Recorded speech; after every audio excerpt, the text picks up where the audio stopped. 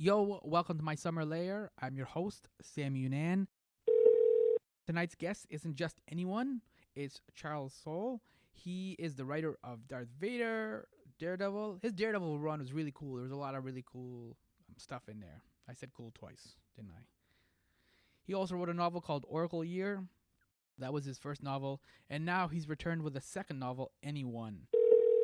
This one, Oracle Year, was kind of like supernaturally, kind of thriller-ish, kind of touches of science fiction. Anyone is firmly science fiction. So I was really excited to kind of get into Anyone. The novel comes out December 3rd. And he also is an active writer on a number of Star Wars books for Marvel Comics. So that's exciting. So we'll get into all of that stuff. Welcome back, Charles Soule. Hello. Yep, I'm ready to go. Okay, great. Beaming from Pacific Junction Hotel to Earth. Welcome back, Charles, to my Summer Lair. And you are having an incredible November. You started off in November. You checked out Paisley Park, Prince's environment. I did. I did. I was out in Minneapolis for a convention there called GalaxyCon. A lot of my travel is related to comic conventions, which is actually turned out to be kind of a nice thing. You get to go all over the country, all over the world. And that particular weekend, I was in Minneapolis, which is where Prince is from.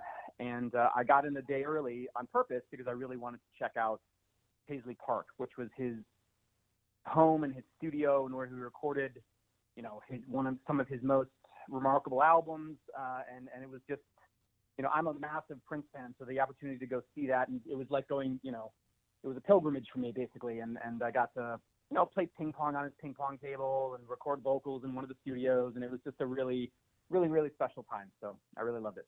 When you're writing comics and your novels, are you writing to Prince's music at all? Oh, sometimes, sure. I'm looking at my my record player right now. I'm very cliche about that stuff. I definitely listen to, I'm a guy with a big record collection. So I listen to Prince. I listen to a lot of jazz. I listen to, really all kinds of things. The stuff I listen to when I'm writing tends to be music that either I know very well, so that it's not distracting because I know it so well that it's kind of just, it sort of can fade into the background, or it's music that is almost background by design. So things that have a lot of drones in it, things that have, repetitive beats like electronica, stuff like that. So I like music because it's a buffer between me and the rest of the world while I'm writing, but it can also be invasive depending on whether it's something that, like, if I really start enjoying the music, it kind of gets in the way of letting my mind. Would you ever, like, if you're writing like an action sequence or something, either in a comic book or in a novel, and there's like a lot of like something's happening and there's people are running and they're in danger and stuff like that, would you ever put in something a little bit more amped, or would you score the scene to your writing? I used to do that more, and I have done it in the past. The thing is, generally speaking, I don't really need to that much. I mean, music for me is more, like I said, it's the way it's an odd way to put it, but it's almost like earplugs. It's a way to create a layer between myself and the rest of the world, so I can get into my own head very deeply and get into, the flow state that lets me really just, where the really good connections and ideas come from. Mm-hmm. The reason I brought up Prince and Paisley Park was A, because that's really cool, but then B, your new novel, Anyone, it opens up in Ann Arbor, and your main character, Gabrielle White, she's on her property, and she goes out. She has a bar in there where it's a laboratory, and she's basically experimenting and trying to find a cure for Alzheimer's. But the lab, you kind of described the lab a little bit at the beginning, and it's built to her specifications. And this was kind of your quest, too, for the last little while, where you're trying to find, like, you're talking to different writers and artists and talking about their studios and where they write and their homes and stuff. Mm-hmm. And you kind of now settled in on building your own writing environment. Is that correct? Yes. So I'm not in that studio, but I'm in that location right now that has the studio attached to it. Yeah, there's a town in upstate New York that I'm not necessarily going to name right here because it's where I have my place. But it's in upstate New York on the Hudson River, and it is absolutely gorgeous. There's mountains and rivers, and just it's a very natural environment. And so, I have a place up here which is really lucky and nice. It's right in the middle of kind of a mountainside, and there's lots of trees and stuff around. And I wanted a place that I could go where, again, it really is about all of these choices, whether it's music or location, are about removing yourself from the world of distractions so that you can just get into the world that's in your own head. And then from there, the world that you're trying to create in your story. And so I did talk to a bunch of different writer friends of mine, asked how they approached a writing space, and some consistent things came across. Having really good Wi-Fi, having not having it be very big, so that it wasn't a place where, it was a place that you went for that job, basically. Mm-hmm. And so I sort of took those things and put them together and was able to, have a studio built for me, which is luxurious. And I realized how privileged I am to be able to have a space like that. But it's really been great. It's really let me write some really cool stories. I've done some great work down there that I'm very proud of already, even though I've only had it since, I don't know, the summer. So it's excellent. And I guess I would recommend any writer, whether it's a studio or whatever it is, like finding a dedicated space for writing, because it makes a difference. You have a place that you go to and that, the game is on when you go in there. So. Mm-hmm. Yeah, it's kind of like a cue. It's almost like when you step into a bar or something, right? Like, even if you've had a long day or something, once you kind of step into a bar, your shoulders kind of sag a little bit, you get a drink, maybe some friends, and like your whole vibe and everything kind of just changes, and you shift for this kind of more social environment. Yeah, I think that's exactly right. I do work in bars, I do work in coffee shops, I work, there's lots of places that I work. But when the real business needs to get done, when I really need to like churn out the chapters or finish the script or any of those things, it's really about going to the place where that is for no other purpose other than just doing that job. And that job, of course, includes this new novel, Anyone. And just give us a little bit of a taste. So it begins with a botched experiment. And what happens after that? How much can you share or tell us about the novel?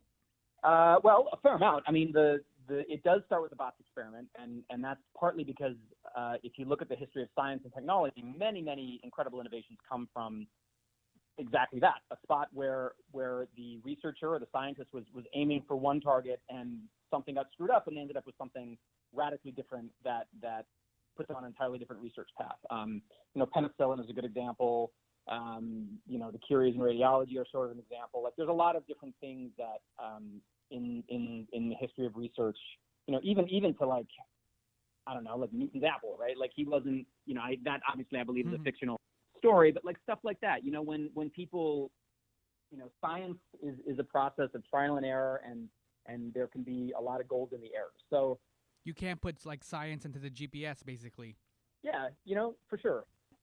But at any rate, in the story, in the novel, Anyone, you have a scientist, Gabrielle White, who is working, she's an independent researcher working on a cure for Alzheimer's, which is based on basically flashes of light that are beamed in through the eyes that can stimulate certain neurons that are related to the body's the brain's really autoimmune system, because the brain has its own immune system that can sort of solve things like Alzheimer's, scrub away the plaque, and so on and so forth. But when you get Alzheimer's, because of the nature of the disease, your brain forgets how to do that. And so this technique, it basically reactivates the neurons that allow the brain's immune system to work again, and then they can get rid of the Alzheimer's for a while.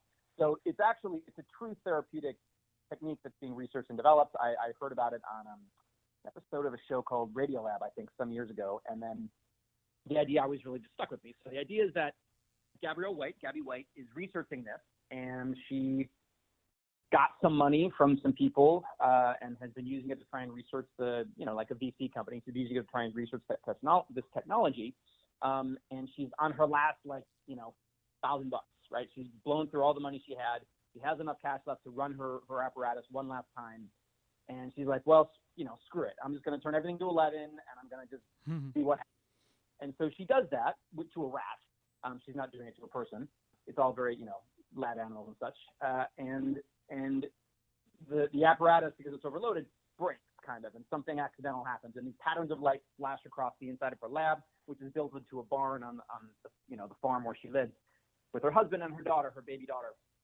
And she's like, whoa, this is crazy. Look at those crazy lights that are flashing over the ceiling, like the pattern of light. Before she knows it, she blinks, and she has been transported into her husband's body. Her husband was back in the farmhouse putting their baby to bed, and she finds herself holding her baby, but not with her own hands. She's holding it with her husband's hand.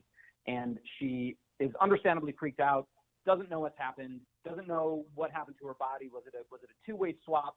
It's insanity for her. She just doesn't know. And so that's the first chapter of the book, is this moment when this crazy thing has apparently been invented. Chapter 2, you flash forward 25 years to a point when the technology, or this accidental thing, has become a technology, has become ubiquitous technology, like smartphones or the internet or anything like that. And people use it all the time to flash. It's called the flash between bodies, and they use it to like commute to work. So if you get a job, you live in Toronto, you get a job in Florida, instead of flying to Florida every day, you would just flash into a vessel down in Florida, and then you would do the work, and then you would flash back to your own body. And so there's many, many, many ways that it has affected society, from just sort of people's approach to their physical self has evolved drastically. People's approach to physical beauty, people's approach to ability, ableness, gender, many, many things have evolved, some of which are good, some of which are bad. It's sort of a story about how this ability to move into other people's bodies would affect the world. And you have a main character in that future section who named Anami, who apparently has had her life destroyed by this technology and is on kind of a revenge crusade. So the story, the novel, flips back and forth between the future and the present in every chapter. So, present, future, and you get a story of Gabrielle Weiss trying to understand what she's invented and trying to control it, and trying to make sure that it creates a world that she thinks could be a better world. And so that's kind of a story about who owns inventions, who owns ideas, who has the responsibility of bringing new technologies to the world, and how should it be done. Intercut with the future story, which is all about the consequences of technology and what's happened with them, and a world where anyone can be anyone, and all of these changes I mentioned have happened. Like, what does a world like and a society look like in that? Mm-hmm. And those two stories are linked and related, and they intertwine in some really compelling ways. And that's about as far as I wanted to go in terms of the plot. Yeah. No, that's great, because there is a lot that's going on there, as you said. And you mentioned that the Alzheimer's research is based on fact. In terms of your research, is this whole body switching thing at all, like, are people looking into this or researching this, or is this something real, or is this still like fictional and just kind of like realm of science fiction? No, I think this is a science fiction novel. What I will say is that the nature of consciousness is very, very, very poorly understood. Mm-hmm. Like, I did a lot of reading and research into what consciousness is, and it's really fascinating, because your experience of the world as you look out at reality is very much defined by both your physical body and the things that have happened to you over your life. Because the wild thing is, like, in your brain, there are billions and billions of neurons, right? Those nerve cells that activate, or brain tissue cells that are part of the electrical network that is your brain. And if you have an experience, one of those neurons is sort of assigned to that memory or that experience. And if you have that experience or a similar experience, or you think about that experience again, that neuron lights up in your brain. So it's like, Bill Clinton, right? Mm-hmm. So whatever the first time you learned about Bill Clinton's existence, a neuron was assigned in your mind to that name, that person, that individual, whatever. And so now, anytime that you think of anything that leads you to him, one way or the other, that neuron will light up again. Like a vinyl record. Yes, very much so. And so the particular pattern and array and arrangement and associations, like, you thinking of Bill Clinton might not be the same set of associations that I have when I think of Bill Clinton. And so it's the other neurons that light up when you start thinking about it. Those things, that set of associations, that network of neurons and how they fire and the pattern of how they fire, that seems to be kind of what personality is and what memory is and what consciousness is, which is a weird thing, right? And it's very individual and very personal and very connected to, the experiences that you had growing and learning and changing as a person. It's what makes teleportation difficult too, is what you're talking about, right? Like the idea of teleporting one person to another place, like in Star Trek. It's because then how do you have the soul, or I think it was William Gibson who said, like, jet lag is just like your soul is still left in the place that you left, and then your body's physically like in a new place. So if I fly from Toronto to Tokyo, I'm physically in Tokyo, but my soul is still in Toronto, and it has to just catch up. Yeah, I mean, I think so. It's mostly like what I really enjoyed about researching consciousness in the mind and personality and individuality is that it's both this intangible mesh of experiences that we all have had that make us, that also is sort of encoded in a physical matrix in our brain. So it's both a very tactile, real, physical network, just like a computer, right? But it's also this kind of mushy melding of all the experiences and things that we've done in our lives. And those two things together make personality and make consciousness. And so the ability to transfer that over to somebody else, like, I don't think, because it's not just firing, it's like a physical enlargement of a neuron. So the Bill Clinton neuron gets bigger when you think about Bill, or, because it's been assigned to something. And so the ones in your head, if I zapped into your head, your neurons would be different. And so, it may or may not work. On the other hand, I'll tell you what, consciousness is, the framework I just described is only one of about 15 different theories about what it is and how it works. Correct. So I liked that one. I think it was interesting, and it sort of made sense to me. But if you talk to consciousness researchers, or cognitive scientists is really what they are, they will say all kinds of stuff about how it all works and how it's all connected. So I think, I would never say that this kind of thing is impossible, because there's all kinds of stuff, like the technology in the book is impossible, because there's all kinds of stuff that we thought was impossible, and then all of a sudden we do it. So I think digitized consciousness will be possible, and I think it will be possible in not too much time, like maybe within our lifetime.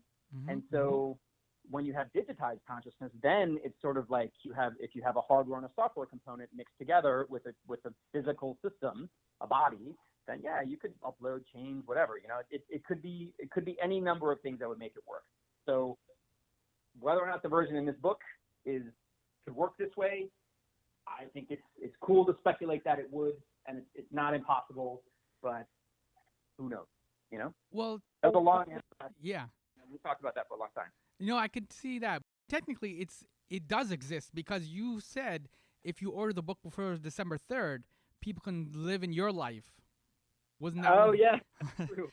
So do you want to explain that? Because you kind of technically did invent it in real life. I did. So when you have a novel coming out, you want to try to get people to pre-order it, which is important, because it's great if people buy a book off the bookshelf at the bookstore, or buy it online, or get the ebook or the audiobook. All of those things are amazing and wonderful. And I love anyone who buys any of my books in any way. But if you pre-order a book, so you go to Amazon, you go to Indigo Chapters, you do whatever, like their website, Barnes & Noble, any of them, and you order a book in advance. You place the order so that it's delivered to you on the day it's released. And so you want to do that with Anyone by Charles Soule right now. All of those orders, no matter how early they are placed, they stack. And so they all land on the day of release, that week of release. And so they all add up to like New York Times bestseller list, ideally, or things like that. And so it's really great and really important, and publishers make a lot of decisions based on how the pre-orders are looking for a given book. So for me, it was important to try and get as many people to pre-order this book as possible. So I set up this thing where anyone who pre-orders the book, right? So again, go to Amazon, you pre-order it, one click, you get a little receipt or like an email confirmation, whatever. Or same for Indigo Chapters, same for any retailer in any format, you'll get a receipt if you pre-order. If you email that receipt along with your mailing address to the email address beanyoneWithAnyone@gmail.com. So again, that's just the receipt for the pre-order, your mailing address, and beanyoneWithAnyone@gmail.com. I will send you a cool package of stuff. So you'll get a really cool preview of the book. You'll get a beautiful enamel pin, and you'll get this really kind of neat in-universe letter. Like there's a company that runs the technology of the Flash in the story, and so that company will send you a letter inviting you to a trial. Will tell you the person you're going to flash into, all of which are like fun. And I personalize all of those to the person who has ordered the book, and I sign them, and they're kind of like this neat personal touch that I give everybody. So that's the stuff that everybody gets. The other thing that's super cool is I'm doing this Be Me giveaway. So there's been a lot of pre-orders in so far, which is great. But when they're all done, this all ends on December 2nd, midnight December 2nd. I will choose a name from the list of people who have pre-ordered, and then I will fly them and a guest to New York City, put them up in a hotel just for like a weekend, a couple nights, and give them a list of all of the things that I really like to do in New York City. I've lived in New York for 21 years. I have a long list of things that I think are fun there. So there's like the places I run, the bars I go to, the stores I shop, the restaurants I like, all of those things. And so the winner can do those things or not do those things. It's kind of up to them. But they can just come to New York and have a fun weekend if they want. But they can also choose one of those activities for me to do with them. So it's a chance to, if that's interesting, to hang out with me for, a dinner or a drink or shopping or even going for a run, whatever sounds fun. And then, and definitely having a fun weekend in New York City. So, and all you have to do to be entered to win that is just, again, email proof of pre-order, your mailing address, and to be anyone with anyone at gmail.com. Very easy. Yeah, and so picking up on some of the themes in the novel and what you just said of how people can be you for a weekend in New York City, one of the ways that you describe the flash technology and how it changes the society in the novel is the theme of trust, right? And because this is a sci-fi novel, so what is harder to trust? Is it the technology, the flash technology, or the technology in general, or is it the people and how people choose to use it? Because we've seen this with like things like social media, how it can kind of start off benign and it's really simple, and you can promote your books and get pre-orders and stuff like that. That's great, but then it's also used for like quote unquote evil. So what is it that's harder to trust? Is it the people or the technology? Technology is a tool. I think it's always people. Technology, like, guns don't fire themselves, bombs don't trigger themselves, right? At least until we get into the Terminator stage. But so it's always people, it's always choices, it's always decisions that are being made. But you can also build in safeguards to technology to try to prevent them from being misused, but people will get around them if they're industrious enough. In this book, there are sort of two overarching versions of the way the technology is used. There's what's called the light share, which is fully legal, completely registered. It's like Airbnb, right? So if I were to flash into your body and use it for a week to stay in Toronto or something like that, then there's this massive system of oversight and registration and all those things, so that everyone would know, like the government, the authorities, the police, whatever, would know exactly what I was doing, and you would know as the person who would kind of lease yourself out to me. There would be like a set of allowed activities. Like if you didn't want me to drink, I wouldn't be allowed to drink, and if I did, there would be a fee or a penalty, things like that. And so that's the light share, and it's the way the vast majority of flash travel happens. The other version is called the dark share, and that is obviously much darker and scarier, and it's kind of a black market for the flash. And so within it, if you need a lot of money very quickly or just for any purpose, you can rent yourself out as a vessel to anyone, no questions asked, for any purpose. And so you might say, I cost $10,000 for 20 minutes, but for those 20 minutes, someone can use your body for whatever they choose. And so people can use that for committing a crime. They can use it for, if they want to do heroin and not have the effect hit them, they can use it for that. If they want to, like, I don't know, any number of dangers, like if they want to go parasailing, who knows? Like things that they wouldn't feel comfortable doing in their own body, but it's very difficult or expensive to get a light share vessel to do. You can do it in the dark share. And so the people who use the dark share are desperate, and the people who rent themselves out in the dark share are very desperate. But obviously that's a good place for great stories. And so there's a lot of cool things that happen in the dark share. They're creepy, but that's where a lot of our story is set in the book, because Anami is using the dark share because she needs to get a lot of money very, very quickly. But we also obviously explore the way that the light share works. Yeah. And I really didn't want to shy away from the way that technology could be used for great, wonderful things and for obviously terrifying things. Yeah, well, and I wanted to bring that up because you have a background as a lawyer, which trains you, I guess the best way to put it is it trains you to think and operate systematically. So once you introduce this radical new technology into this society, the light share and the dark share, like, was it a challenge or was it excitement to figure out how to transform different aspects of this society? Because you cover like money, sex, fame. You cover a number of different areas throughout the novel. Yeah, I mean, I think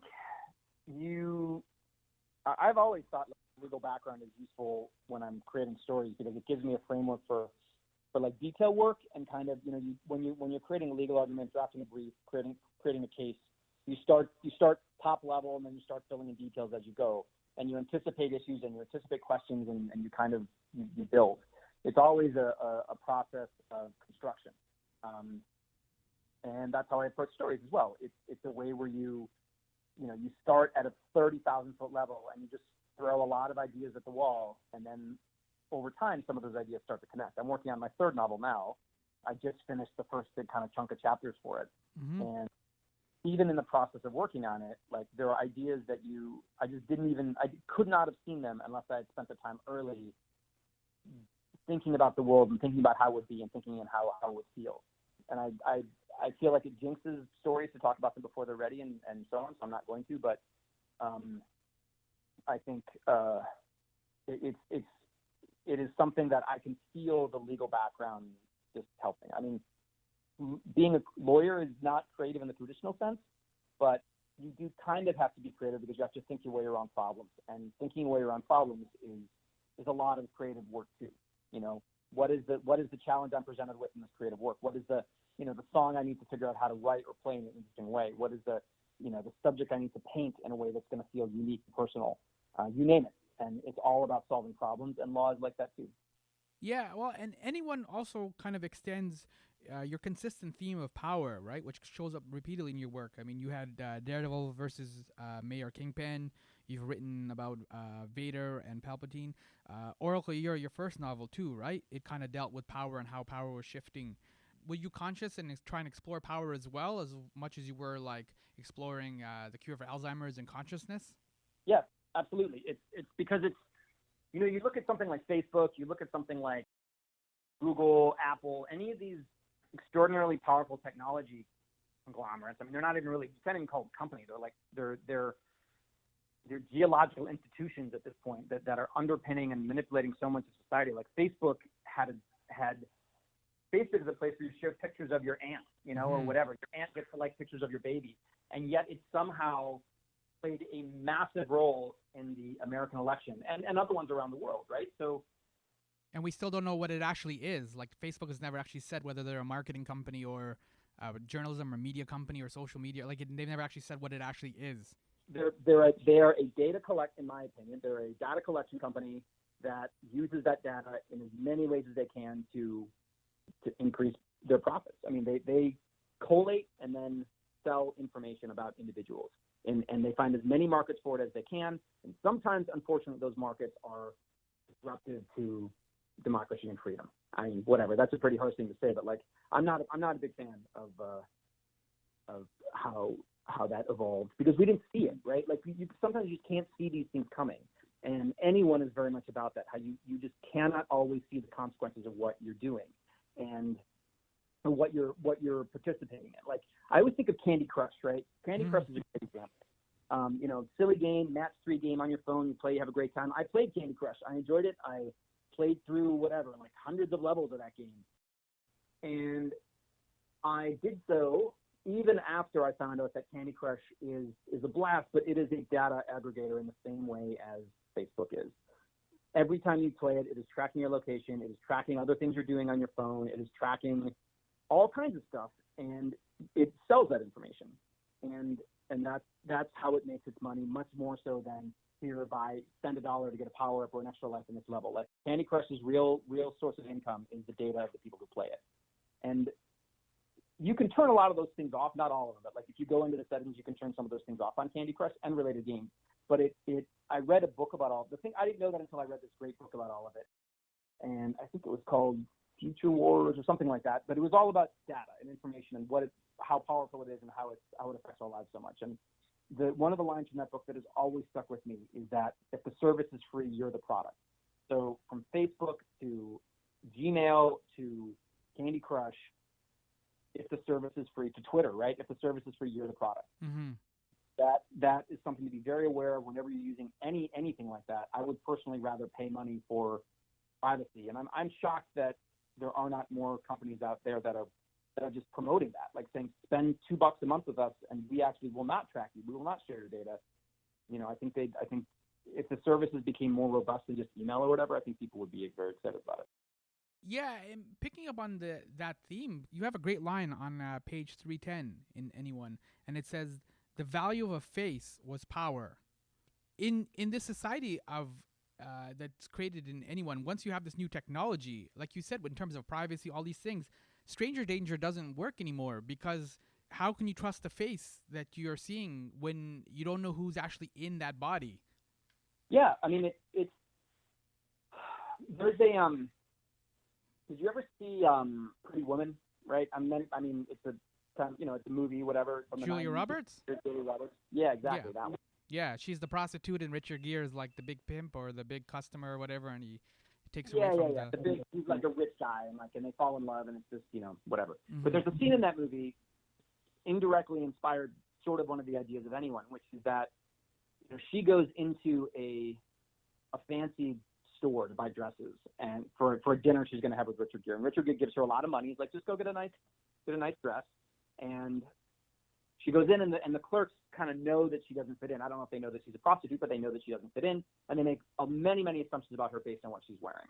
And then it's all very traumatic for her. And then Richard Gere comes in and swoops in and saves the day, and is like, look, I'm going to buy, I could buy this store and shut it down tomorrow, treat her well. And, putting aside elements of, the guy coming in and swooping in to save the woman because she can't save herself, whatever, it's a dated concept. But the part of that did resonate with me was the idea that people make so many assumptions about you based on the clothing you're wearing, the color of your skin, your age, your ableness, your apparent gender. Like, all of those things add up to an immediate unconscious value judgment, or not even value judgment, like a hierarchy judgment. Like, you are placed in a slot immediately based on all of those things, whether people know it or not. And I think people can even I try to be as open as possible about every person I meet. I think, and I think most good people do, right? You don't make any assumptions about anybody. But at the same time, there are things that are hardwired into us. Like, you see, and I think age is a great example. You see a 13-year-old, and you have certain expectations of what they are and what they're going to behave and what they're capable of that are different than a 45-year-old, that's different than an 85-year-old, right? Yeah.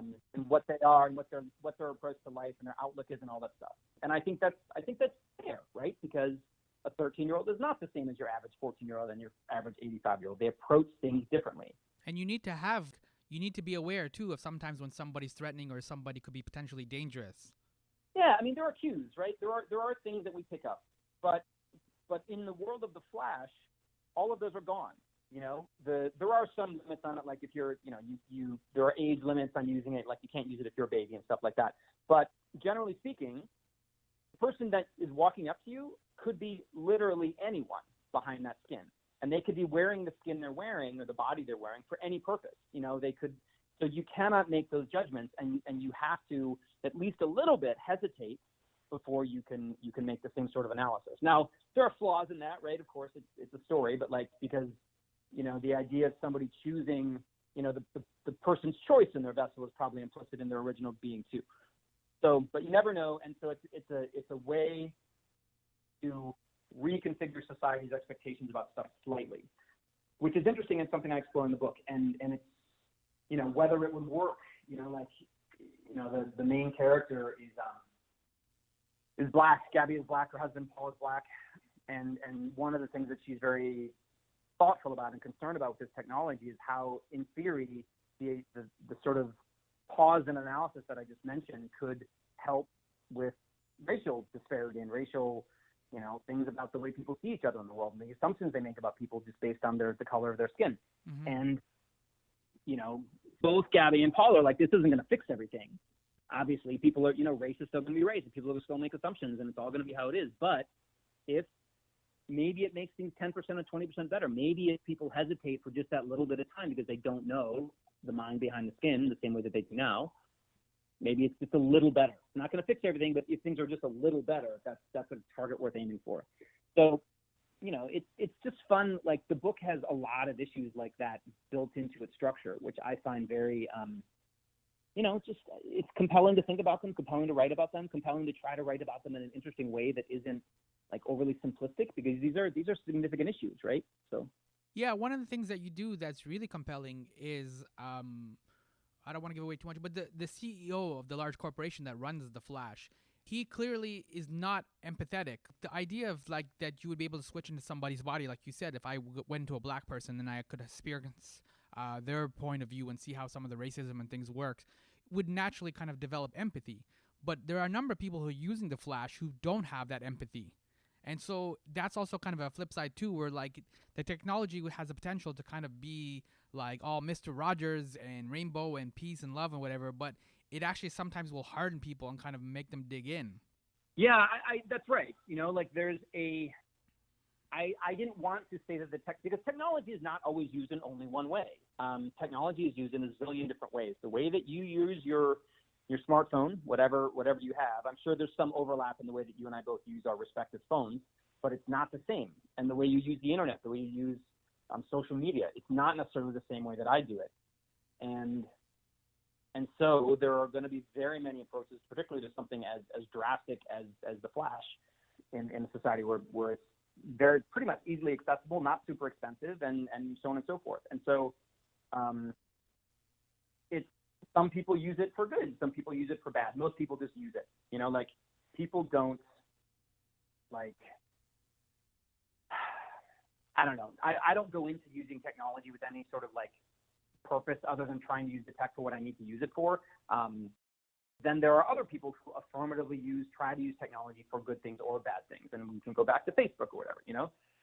But I think in this story, it was important to me to create a very well-rounded picture of the way that technology like this would actually be applied and used in the world. And it's everything from something, like I said, you know, there's a fun bit in the story about what are called retro matches, which are when an entertainer or sports figure who is sort of too old or has aged out of their prime will flash into a younger vessel. So like there's a bit where in the story with two tennis pros, like McEnroe and Sampras or something, like people, I forget the exact names they use, but they're people who, because they're different generations, they never were able to play against each other in their prime, and they both flash into you know, talented young tennis players who are in their 20s and have this televised match. And so the idea is that you can use the technology to see things that you never would have been able to see before. Mm-hmm. Entertainers who are sort of getting old might flash into a younger vessel to have to sing again or something like that. So that's you know, like it's kind of fun to think about the interesting, weird, cool ways that technology like this would be used. And obviously there's a lot of bad stuff too. We talked about the dark share, and other things that are just part of the book that I kind of feel like readers should be able to find out on their own. Yeah, it's the classic thing. I mean, you come out of comic books as well, so it's the classic thing of a lot of comics and cartoons where, like, if this technology falls into the wrong hands, right? And so the people have to like race against the clock or whatever to make sure this technology doesn't fall into the wrong hands. And so you quickly realize in this novel who some of the wrong hands are and who are some of the good hands. Yeah. Yep.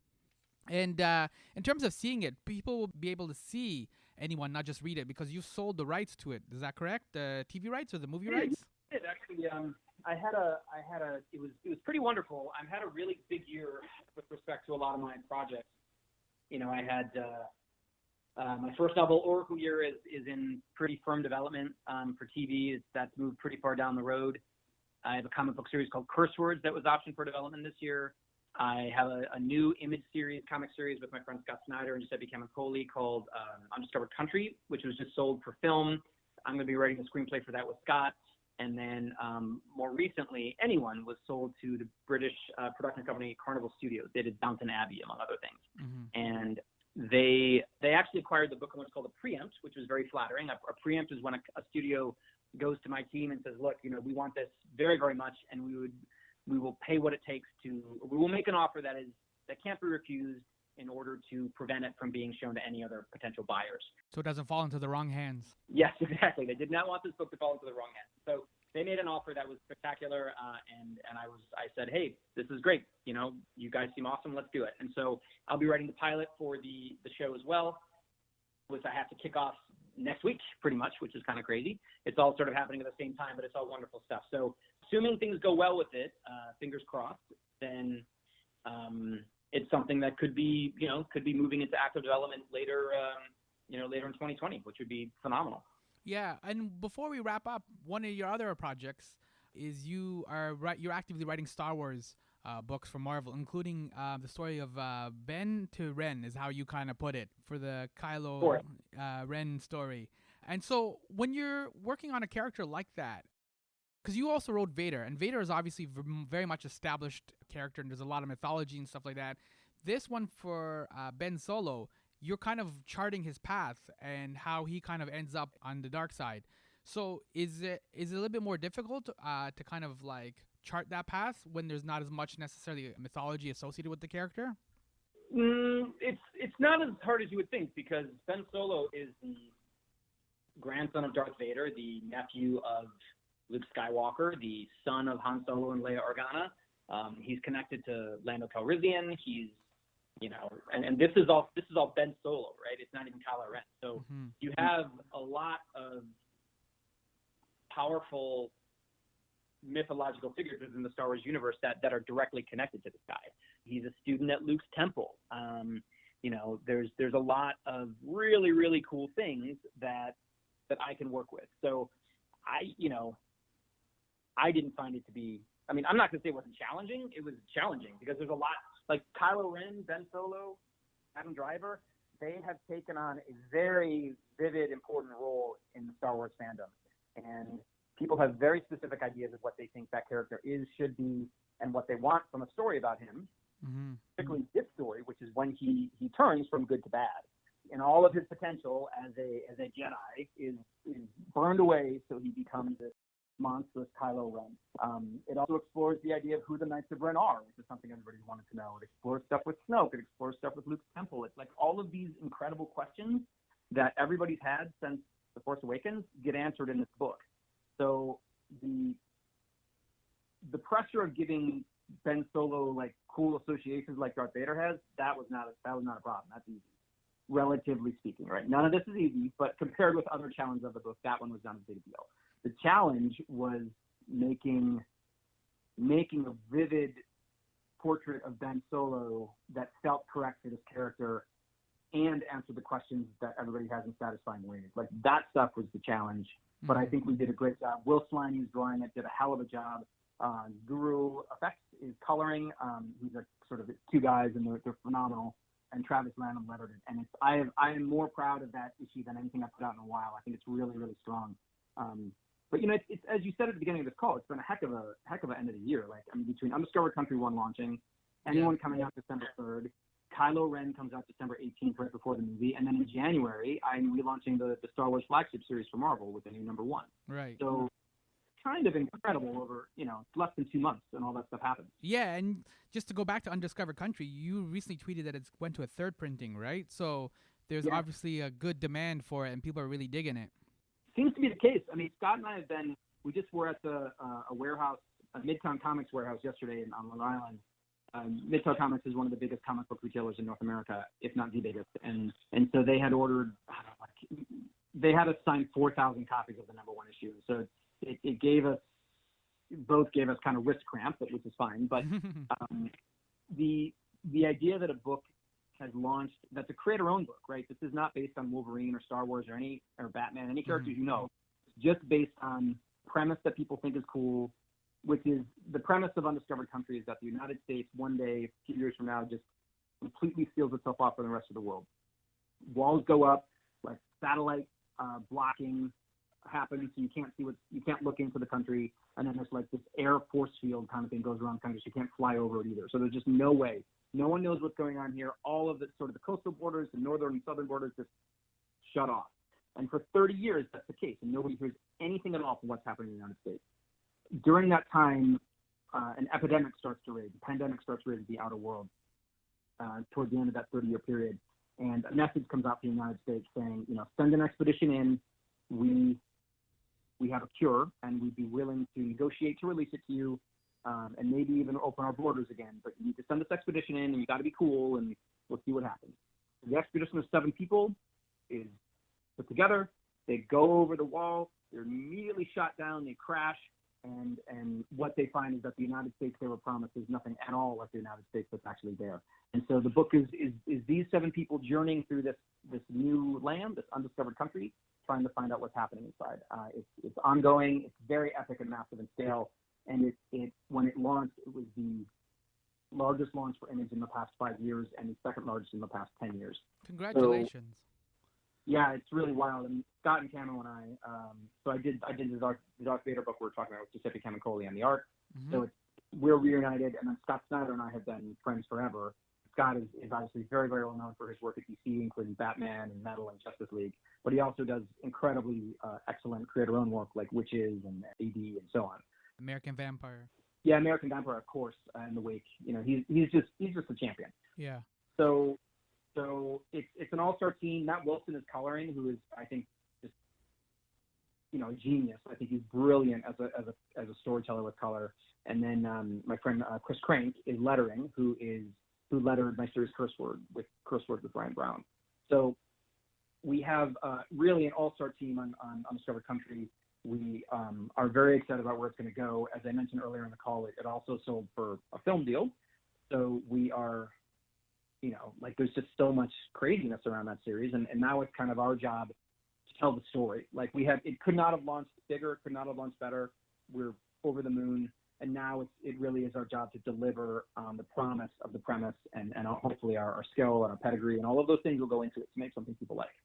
Where can anyone find you online? The easiest way to find me, I'm very active on Twitter, as it sounds like you've seen. My Twitter is just Charles Soule, CharlesSoule. I also have a website, charlessoule.com, which has updates. It has a store with a bunch of signed stuff for me and all kinds of different things. It also has weekly updates on what's going on with me in terms of releases, has my appearances calendar. You can also sign up there for my monthly newsletter, which goes out once a month, goes into your inbox, and gives you sort of a more detailed dive on a couple of, whatever the latest news is that I've had going on.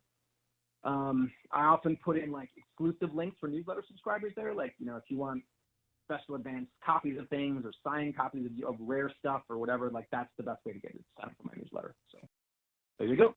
All right. And as you said, novel number 3, you're a few chapters in, so that should be coming along soon as well, right? Yeah, I mean, fingers crossed. My guess, I have my 2020 is pretty full with stuff. I have a lot of things coming out over 2020, which I'm excited about. Mm-hmm. I would guess, based on publication schedules, my time to write it, all that stuff, that novel 3 will be a 2021 release, which is okay with me. That's fine. Yeah. Because I have a lot of other things to get done in the meantime. So, but my goal is to have a novel out for me every 12 to 18 months. So between Oracle and Anyone, it's about 18, and then between Anyone and novel 3 is going to be about 18 months, I think. So I think that's a pretty good schedule. I just want to, build a brand as a novelist where people know what they're going to get from me, which are exciting high concepts with very fast-paced, page-turning execution of those high concepts. Yeah. And just to close up I don't want to give away too much, but there's some kind of loose threads for the ending of Anyone. Is this a world that you want to maybe return to later on, or are you just going to kind of leave it for now? Absolutely. I wrote Anyone. It's a standalone, and the story is compelling, and the conclusion I think is compelling, and it feels good as in terms of the story that you've read. All the characters get wrapped up in a way that I think is interesting, and feels thematically correct. But there is absolutely a way to continue the story, and once you get to the end, it's very obvious what that could be. And someday I could write that book. I might try to incorporate it into the TV show. There's a lot of different ways that it could all go. But for now, I'm just focused on making sure this book launches well and people like it, and that's kind of my job at the moment. So as Charles said, Anyone comes out December 3rd, and if you get pre-orders and you send it to him, what's the email again for the pre-orders? Right. It's beanyoneWithAnyone@gmail.com. And then you have the potential to actually be Charles for a weekend, which is pretty cool. Yep, that's exactly right. And I look forward to whoever wins that. It's going to be fun. All right, that's it. We covered all the good stuff, I think, Charles.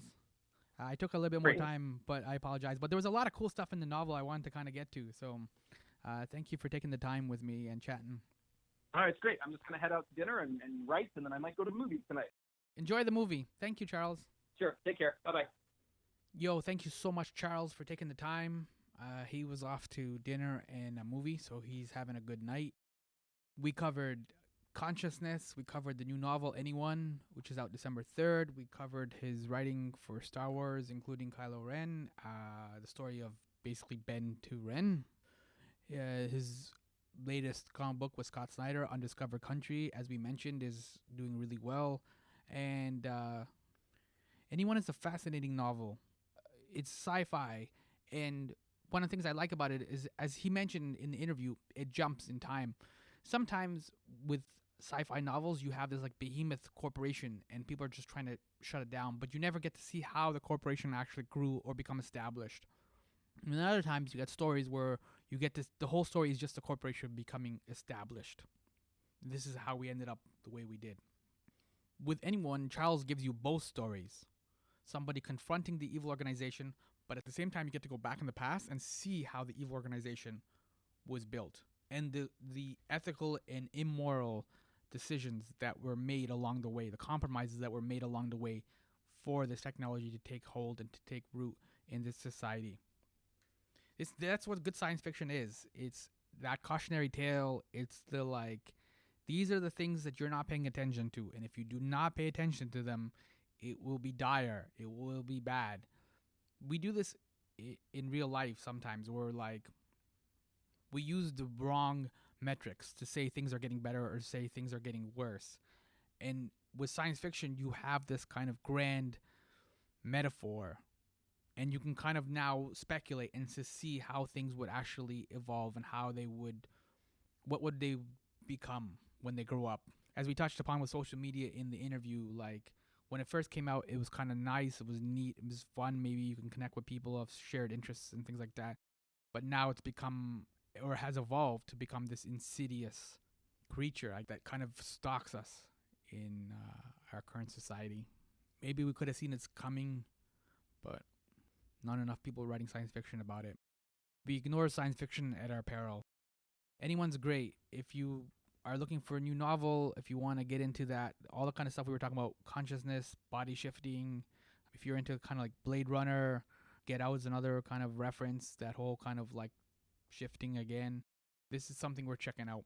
You can follow me on the Twitter, Facebook, and Instagram at My Pal Sammy. I've been Sammy Younan. This has been my Summer Lair. Anyone, yo.